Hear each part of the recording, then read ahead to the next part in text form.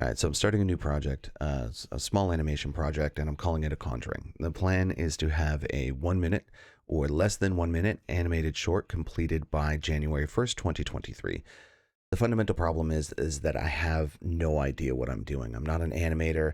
I'm not a 3D artist. I have very limited knowledge of working in Blender. So the process here is really about learning Blender while I'm working through it rather than having something that I'm planning on sending out and being proud of at the end. It would be really cool if I got a short that I really liked, but that's not the expectation at this point.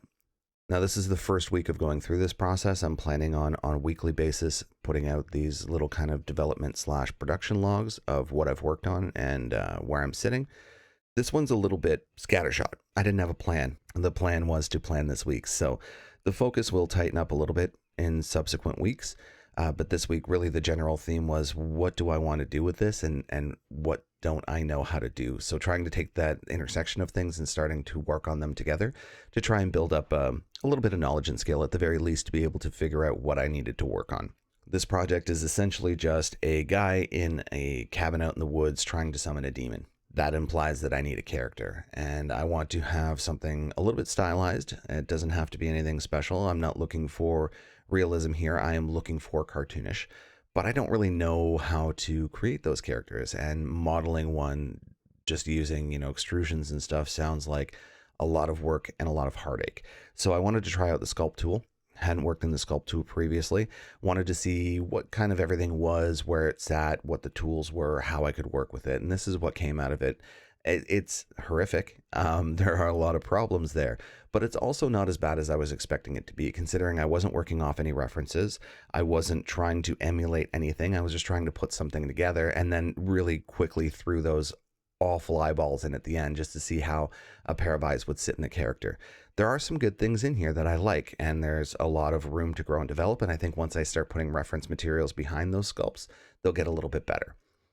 Continuing with the sculpts, I wanted to see if I could do some background stuff. So this is just a basic candle, and I realize there's things missing from here: the wick, the flame, the liquid pool of wax inside the candle itself.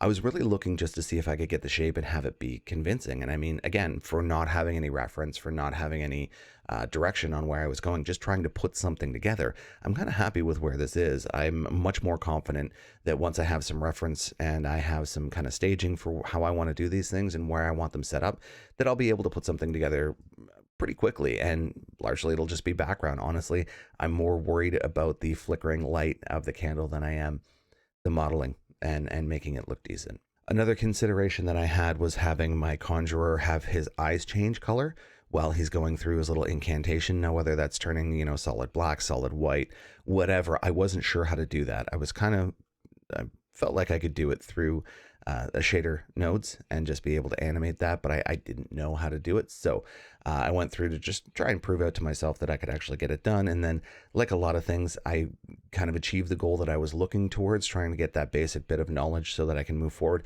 and then started screwing around with other things. And that's what's going on here. So we've got that change from black to white, or from white to black, and then a whole bunch of like just weird noise and displacement bump map stuff, making it look weird. From there, I started looking at some lighting stuff. Pretty much everything past this point is all lighting at this point. It's a crappy rundown shack. You can probably, if you're underneath it, see light coming through the boards, which means we can probably get light coming up from underneath. And I thought that would be an interesting thing while he's doing his incantation, having some light coming up from underneath the floorboards.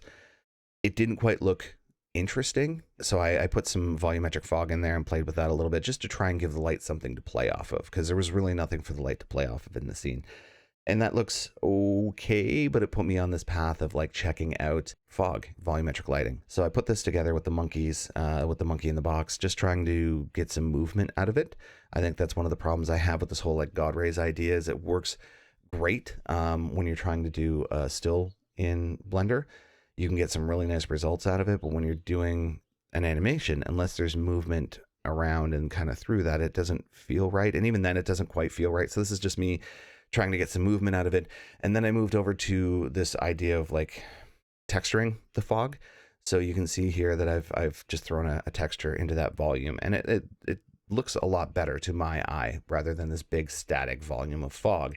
And then being able to animate that and move it around a little bit is nice. It looks solid. It looks decent. There are some problems I still have with this. The movement within it doesn't feel quite right. There's no real separation between the foreground and the background. It all kind of moves as one thing. And it's also not interacting with the monkey head. So that's kind of weird to me. Like there's no, it doesn't feel like the monkey head and the volume are in the same space. So I've got some ideas on how I need to work on that. It may just end up being a smoke sim, and that'll be a whole new thing that I have to kind of climb over to figure out where I'm going. And then the last thing that I did, I was thinking about the space. And so we've got the candles, we've got the light coming from underneath. That doesn't seem like a whole lot of light for this scene. Even if I put a fireplace in the corner, it seems like there's not quite enough light for this scene.